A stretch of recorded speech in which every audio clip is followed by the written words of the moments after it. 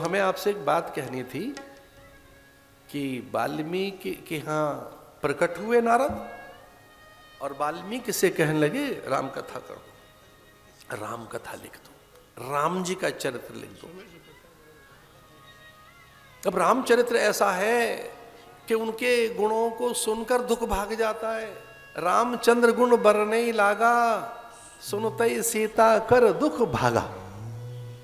हनुमान जी ने पता नहीं क्या राम कहानी सुनाई और सीता जी का दुख चला गया। आप चकित होंगे सुनकर, पहली राम कथा स्वयं भगवान ने सुनी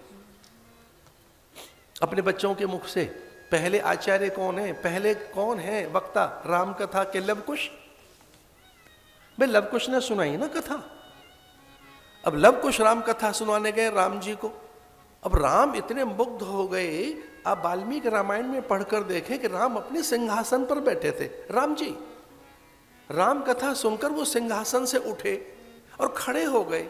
राम कथा में इतना रस आया कि अपने बच्चों के पास आकर बैठ गए, सुध बुध खोकर श्रोताओं में आकर बैठ गए।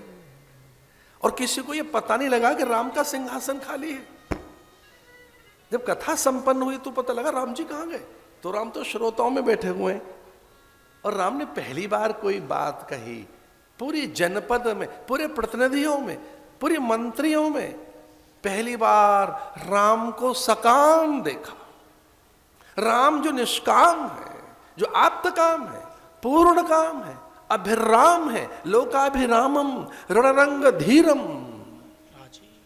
तो राम सकाम हो गए और वो याचना करते हैं कि मुनि कुमार मैं नहीं जानता आप कौन है। देखिए भेद रख रहे थे वो। कथा दोबारा सुनाओ, चलते रहने। अपने ही गुणों पे खुद रीझ गए भगवान। राम कथा मुनि कुमारों से लवकुश से कहते हैं सुनाते रहिए। अब कल्पना कर सकते हैं कि भगवान मंच से उतरकर सिंहासन से उठकर नीचे श्रोताओं में बैठ गए। श्रोताओं को पता नहीं है, वो सुध-बुध खोए बैठे, सब सुध-बुध खोए बैठे हैं। राम जी भी सुध-बुध खोए बैठे हैं। और मुनि कुमार लवकुश ने कहा कि हे राजन, गुरुदेव की आज्ञा पूरी होगी, हम चले।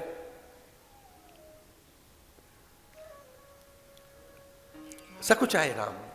उन्होंने कहा मुनि कुमार हैं और गुरुदेव को तो क्या दिया जा सकता है, मेरे गुरु हैं वो वाल्मीकि, लेकिन अब खाली हाथ आपको कैसे भेजें, क्या दें ये समझ नहीं आ रहा आपको, क्या भेंट करूं। राम ने कहा कथा सुनिए, दक्षिणा तो होनी चाहिए कुछ।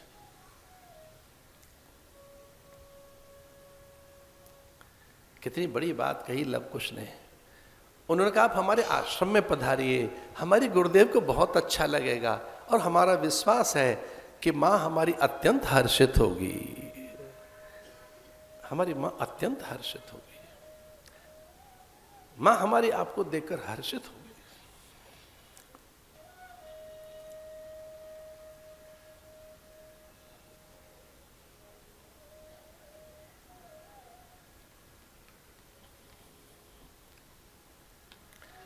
अब राम की आंखें भर आई। मां तक पहुंचने के लिए, गुरु के आश्रम तक जाने के लिए यज्ञ की रचना की कि वह पहुंचे कैसे, किस विधि से पहुंचे। सीता तक भी तो कोई साहस चाहिए पहुंचने के लिए, वहां तक जाने के लिए बड़ा साहस चाहिए। अश्वमेध यज्ञ की रचना की। गुरु के पास खाली हाथ नहीं आऊंगा, यज्ञ का फल लेकर आऊंगा।